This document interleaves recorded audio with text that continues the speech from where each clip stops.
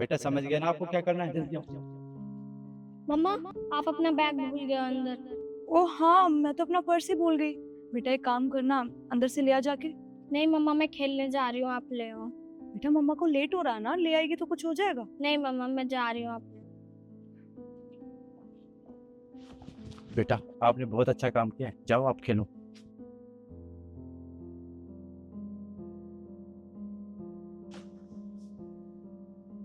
आज पता करके रहूंगा ये जाती कहाँ है।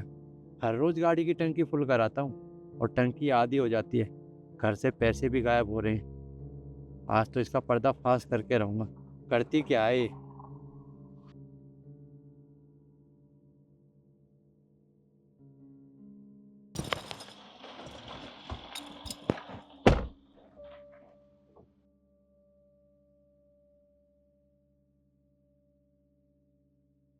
आप आराम करिए, मैं अभी आती हूँ। माँ,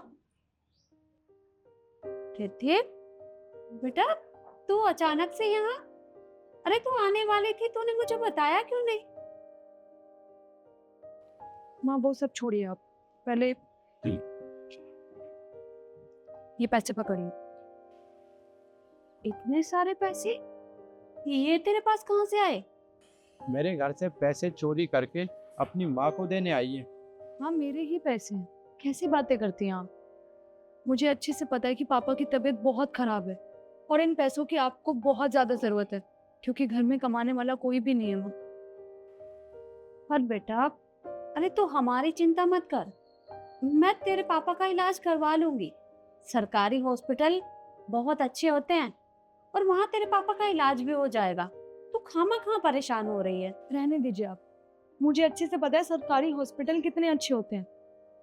अरे इतनी लंबी लंबी लाइनें लगी होती है वहां पर, इतनी भीड़ होती है कि जब तक किसी मरीज का इलाज होता है ना, इतने में तो मरीज को कुछ हो ना जाए।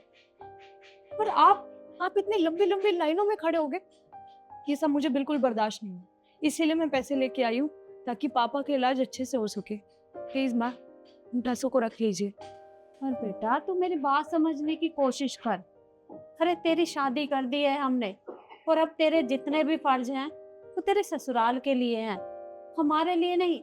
और इतने सारे पैसे मैं नहीं रख सकती। अरे शादी के बाद माँ बाप लड़की को देते हैं, उनसे लेते नहीं है। और इतना कर्जा मैं तेरा कैसे उतारूंगी? सही कहा आपने तो 1 मिनट में मुझे पराया कर दिया ना। ठीक है, मैं मानती हूँ मेरी शादी हो गई है, उस घर के लिए ही मेरी सारी जिम्मेदारी है, पर इसका मतलब ये तो नहीं है माँ कि मैं अपने माँ बाप को छोड़ दूँ। आज जब पापा की इतनी तबीयत खराब है, आपको पैसों की जरूरत है, घर में देखभाल करने वाला भी कोई नहीं है, ना कोई कमाने वाला है, उसके बाद भी अगर मैं आपकी मदद कर रही हूँ तो आपने 1 मिनट में मुझे पराया कर दिया। देखिए माँ, जिंदगी भर आपने और पापा ने मेरे लिए सब कुछ किया, मुझे पाल पोस के इतना बड़ा किया, मेरी अच्छे घर में शादी की, और अगर आज मैं इस काबिल हूँ ना कि मैं आपकी मदद कर रही हूँ तो सिर्फ आपकी वजह से। प्लीज माँ, मैं आपके आगे हाथ जोड़ी हूँ, इन पैसों को रख लीजिए। अच्छा ठीक है, तू ऐसे हाथ मत जोड़। पर एक बात बता, इन पैसों के बारे में दामाद जी को पता है ना? हाँ माँ पता है, मैं तरुण से ही लेके आई हूँ ये पैसे। इसे तो अभी बताता हूँ। आप टेंशन मत लीजिए और अच्छे से पापा का इलाज कराना। ठीक है बेटा, एक काम कर, तू बहुत दूर से आई है, तू बैठ, मैं तेरे लिए चाय बना कर लाती हूँ। नहीं माँ, मैं फिर कभी आ जाऊंगी। आप अपना ध्यान रखना और पापा का भी। मैं चलती। ठीक है बेटा, अपना ध्यान रखना। आप भी। अच्छा, तो मेरी पीठ पीछे ये सब चल रहा है? घर से पैसे गायब हो रहे हैं, वो तुम चोरी कर रही हो घर से।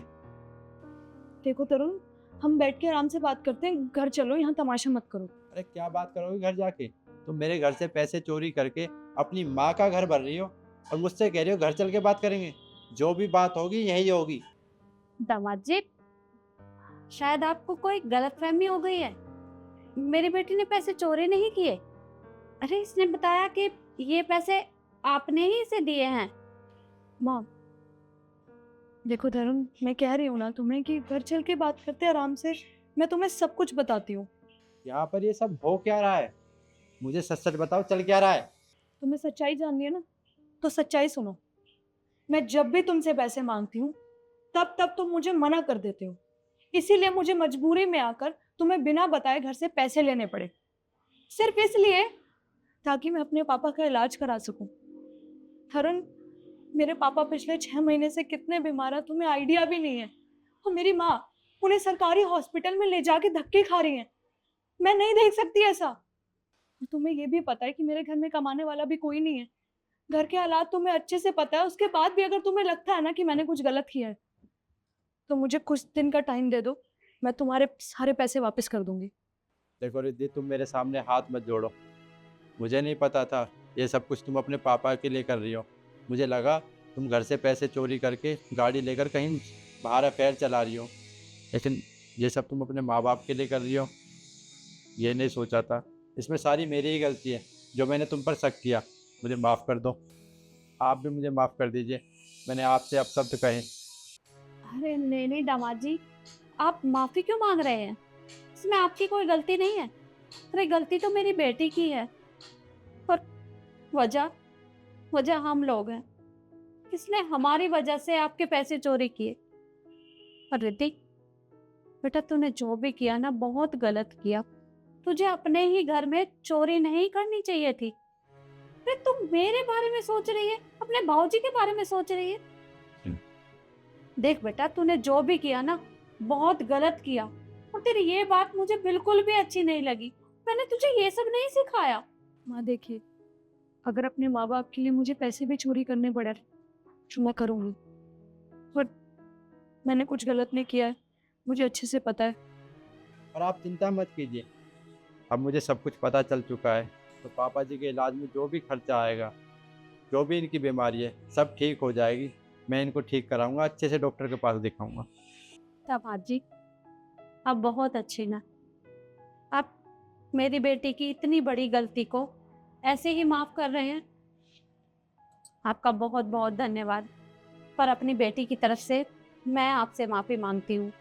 आप इसे माफ कर दीजिएगा। आप कैसी बात कर रहे हैं? अपने बच्चों से क्या धन्यवाद बोलते हैं? जैसे रिद्धि आपकी बेटी है, ऐसे मैं भी तो आपका बेटा हूँ। तो बच्चों का क्या फ़र्ज़ होता है? माँ बाप की सेवा करना। और अब हम अपना फ़र्ज़ निभाएंगे। जी, आप दोनों बैठिए, मैं आपके लिए चाय बना कर लाती हूँ। ठीक है माँ।